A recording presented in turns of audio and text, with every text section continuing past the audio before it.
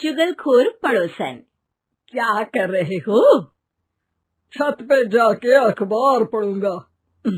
बस यही करो। तुम्हें पता भी है कि बहू क्या गुल खिला रही है? उसने नया फेसबुक अकाउंट बना लिया है। रोज 10 फोटो डालती है। हमारे परिवार की तो नाक कटवा देगी ये। और तुमको ये बात कैसे पता चली? अरे पड़ोसन ने बताया। उसकी बहू भी फेसबुक पर है ना, तो उसको पता चल गया। हाँ हाँ, जैसे तुम तो बहुत भोली हो। पड़ोसन रोज सास को उसकी बहू के नाम पर भड़काती थी। आज तो आपकी बहू कह रही थी मुझसे आके कि आप दिन भर खाती रहती है, खा खा के घटोत्कच हो गई है। क्या? उसने मुझे घटोत्कच बोला? अरे वो खुद ना कटी सुपर्णखा है। आप कह रही हो तो सही होगा, लेकिन आप उसको बताना मत कि मैं ये सारी खबरें आपको देती हूँ। शाम को जब बहू पड़ोसन के पास जाती है, आज तो तेरी सास तुझे सुपर्णखा कह रही थी, कल ताड़का भी कह देगी। पता नहीं इतनी अच्छी बहू मिली है, फिर भी वो तुझे राक्षसनी क्यों समझती है? आप कितनी अच्छी हैं। आप मेरी सास की हर बात मुझे बता देती हो, वरना मुझे पता ही नहीं चलता कि वो मेरी पीठ के पीछे इतनी बुरी बात करती है। चालाक पड़ोसन रोज ही दोनों सास बहू के सामने उन दोनों की ही बुराई करती और चुगली करके बातें बता देती, ताकि दोनों में हमेशा लड़ाई होती रहे। आपने तो बस छत पे बैठ के अखबार पढ़ना है और चाय के घूंट पीना है। बहू की वजह से मुझे तो जहर के घूंट पीने पड़ रहे हैं। कल वो मुझे मोटी घटोत्कच बोल रही थी। तो तुम भी तो उसको नाक कटी सुपर्णखा बोल देती ना। हाँ हाँ, वही बोल दिया मैंने उसे। आप मुझे कितना समझते हो? बहुत अच्छे से। अब मुझे वो ये बात पड़ोसन ने बताई ना, वही तो है आपकी शुभ चिंतक।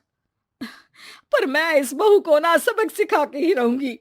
जरूर सिखाना चाहिए, पर आज तुम मेरे साथ शाम को छत पे बैठना, एक तरकीब बताऊंगा। बिल्कुल बिल्कुल, कितना ध्यान रखते हो जी आप मेरा। मैं ना सब ध्यान रखता हूँ। शाम को जब सास और ससुर छत पर बैठे होते हैं कि यहाँ खड़ी हो जाओ, यहाँ से ना तुमको पता चल जाएगा कि बहू की अगली चाल क्या है। अच्छा, कैसे? सवाल मत पूछो, जैसा कह रहा हूं वैसा करो। थोड़ी देर में ही छत पे बहू की आवाज आने लगती है। मेरी सास लायक ही नहीं है। मुझे पता होता तो सास बहू की भी कुंडली मिलवा लेती पहले ही। तेरी सास तो मुझे भी पसंद नहीं है। मेरे पास जब भी आती है तेरी बुराई करती रहती है। कभी सुपर्णखा कहती है, कभी हिडिंबा कह के कामचोर भी बोलती है, अरे कभी कभी तो चुगलखोर भी बोल देती है। काश आप जैसी होती मेरी सास। ऊपर छत पे पड़ोसन और बहू की आवाज सुन के सास के होश उड़ जाते हैं। समझी? जी समझी। सुबह तुम्हारे सामने ये बहू की बुराई करती है और शाम को बहू के सामने तुम्हारी। मतलब आप सिर्फ अखबार नहीं पढ़ते, सारी खबरें भी रखते हैं। अब तो इस पड़ोसन को भी सबक सिखाना पड़ेगा। शाम को सास बहू को जाके पड़ोसन की साजिश के बारे में बता देती है। हाँ, मुझे माफ कर दो माँ जी। तुम भी अपनी माँ जी को माफ कर दो, इन्होंने भी तो तुमको बहुत कुछ कहा है। अरे बस बस, अब ये सोचो कि पड़ोसन को सीधे कैसे करना है। अगले दिन सुबह पड़ोसन सास का इंतजार कर रही होती है, लेकिन वो देखती है कि वहां सास और बहू एक साथ आ जाते हैं। अरे अरे, आज दोनों एक साथ। हाँ, सोचा कि बहू की पीठ पीछे बुराई करने से क्या फायदा, मुंह पे ही बोलती हूँ मैं। हाँ, मैंने भी सोचा आपको 2 बार मेहनत करनी पड़ती है, एक ही बार में काम खत्म कर लोगी। हैं? वो मैं आप लोगों को कैसे पता चला? क्योंकि ऊपर वाला सब देख रहा है। पड़ोसन ऊपर देखती है, वहां ससुर खड़े होकर हंस रहे होते हैं।